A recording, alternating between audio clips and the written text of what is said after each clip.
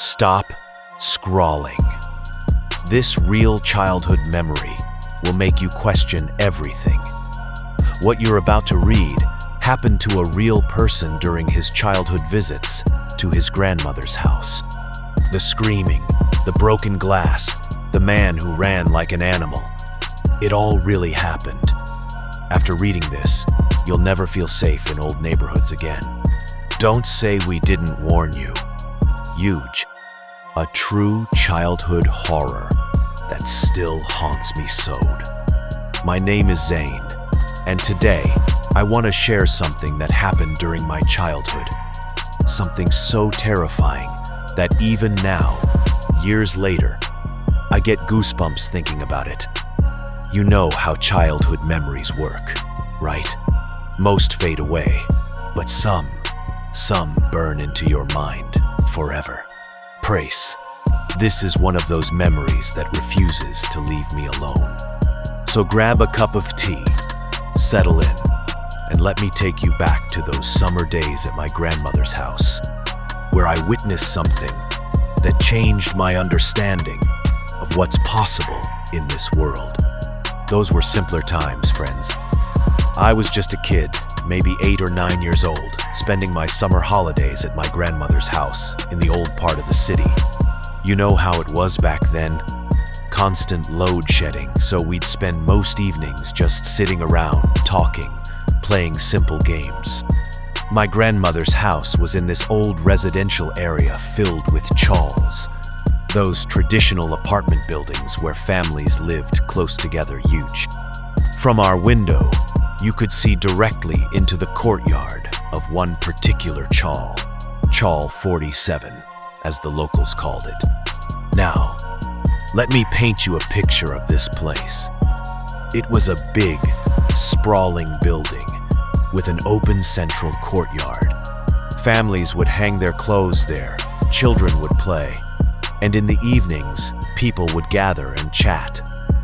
It was the heart of that little community. But something was different about that place. Something that made my grandmother always tell me, "Beta, don't stare too long at that chawl." Some places carry heavy energy. Of course, being a curious kid, that only made me more interested. It was around 4 or 5 in the evening. I remember it clearly because the weather had suddenly changed. Thick, dark clouds had rolled in, making everything feel heavy and oppressive. The kind of weather that makes you feel like something bad is about to happen. I was sitting by our window, just watching the world below, when suddenly, crash, bang, smash. The most horrifying sounds started coming from Chawl 47. Not normal sounds. These were the sounds of complete chaos and terror. Utensils were being thrown and smashed. Huge mirrors were shattering news. And through it all, the most bone-chilling screams I've ever heard in my life, Caddy. But here's the thing that still haunts me, friends. These weren't human screams. They were something else, wild, animalistic, filled with a rage that seemed to come from somewhere deep and dark. Then I saw him. A man came running out of one of the apartments, but he wasn't running like a normal person, Hubli. He was running on all fours, like an animal. His hands and feet moved in this terrifying coordination, and the speed, my God, the speed was inhuman. His clothes were torn, his hair was wild and disheveled too. But the most terrifying thing was his face. Even from our window, I could see that his expression was completely feral. His eyes were wide, almost bulging out, and his mouth was open in this constant, silent scream, Shalene. 2 men immediately started chasing after him. They were shouting something, but I couldn't make out the words over all the commotion.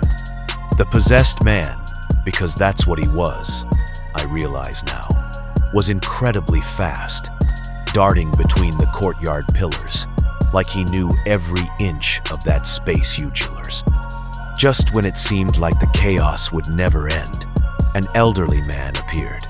We all called such people Baba, wise, spiritual men who understood things beyond the normal world.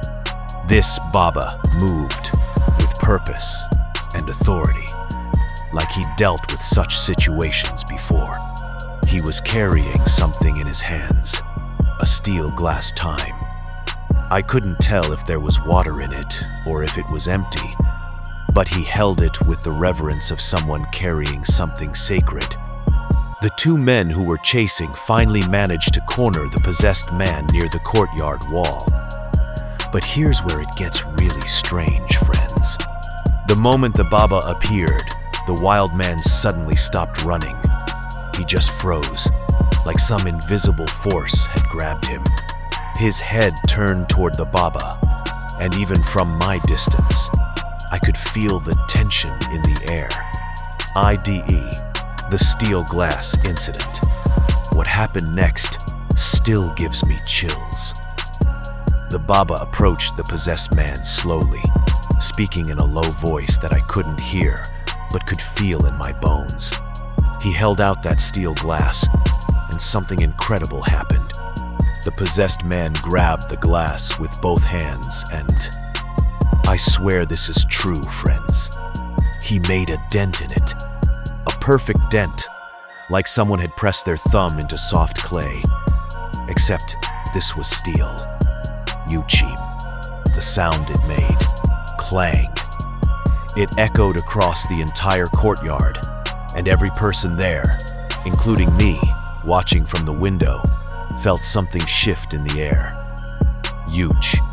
After making that dent, something seemed to drain out of the man. His aggressive posture changed. His wild eyes became confused, and he suddenly looked around like he had no idea where he was or how he got there. Tell it all. But the story doesn't end there, friends. After the denting of the steel glass, something even stranger happened. A large pigeon suddenly appeared in the courtyard. Huge. This wasn't just any pigeon. It was huge, much larger than normal, and it kept circling around the area where all this had happened. The bird's behavior was unusual. It would fly in perfect circles, then suddenly dive down toward the spot where the possessed man had been standing, then shoot back up into the sky. Kaj. This went on for several minutes, like it was performing some kind of ritual cleansing. Huge. I remember being mesmerized by this pigeon's strange dance tibur. And then, as suddenly as it had appeared, it flew away and never returned to that courtyard again. The possessed man, meanwhile, had become completely calm. The helpers were now treating him gently, speaking to him in soft voices. Whatever had taken hold of him seemed to have left with that pigeon's departure. That evening, when my maternal uncle Rashid came to visit, my grandmother told him everything that had happened. I could see the concern in Uncle Rashid's eyes as he listened. "I need to talk to that Baba," he said quietly. "This sounds serious." The next day, Uncle Rashid went to the chawl and found the Baba who had helped the possessed man. What he learned made everything even more frightening. "This has been going on for 2 weeks," the Baba explained to my uncle. The family didn't know what to do. The man would disappear for hours, sometimes overnight. When he returned, he couldn't remember where he'd been or what he'd done.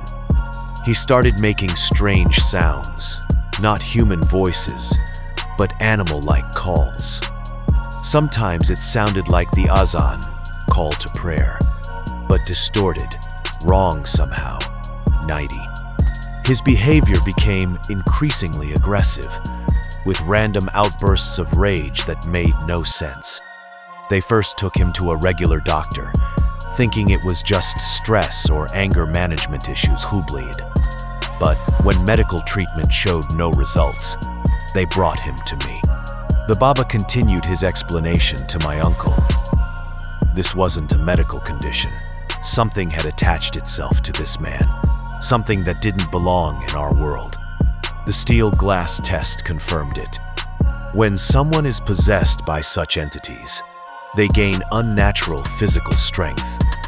Making a dent in steel with bare hands is impossible for a normal human habity. The pigeon that appeared afterward, that was the sign that the entity had been expelled. In our tradition, we believe that when dark spirits leave a person, they sometimes take the form of birds or animals to escape. The family will need to perform proper cleansing rituals for their home and keep protective amulets. But the immediate danger has passed. Friends, I'm sharing this story with you exactly as it happened. I was just a child then, but the memory is crystal clear in my mind. Sometimes I wonder, was it real? Was I just a kid with an overactive imagination? But then, I remember the dent in that steel glass, the sound it made, the way everyone in that courtyard fell silent afterward.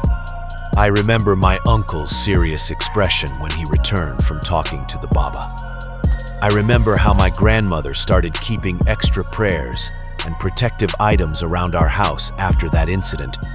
Most of all, I remember that possessed man's face, the way his humanity seemed to have completely disappeared, replaced by something wild and foreign. So tell me, friends, do you think this really happened? Or was it just the overactive imagination of a child who watched too much drama unfold in a courtyard? Have you ever experienced something that made you question the boundaries between the normal and the supernatural? TP. Something that science couldn't easily explain away? I've carried this memory with me for years, and sharing it with you today brings back all those feelings of wonder, fear, and confusion. The truth is, whether you believe in such things or not, there are experiences that stay with us, that shape how we see the world. This was one of those experiences for me. If you have a story like this, something unexplained, something that made you question reality, I'd love to hear it.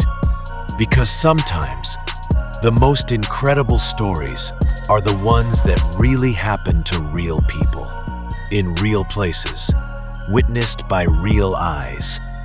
Maybe together, we can make sense of these mysteries. Or maybe some things are meant to remain mysteries, reminding us that the world is far stranger and more wonderful than we usually dare to imagine. Until next time, friends, keep your eyes open and your mind ready for the impossible. Take care of yourselves. What did you think of Zane's childhood encounter? Real or imagination? Share your thoughts and your own mysterious experiences in the comments below.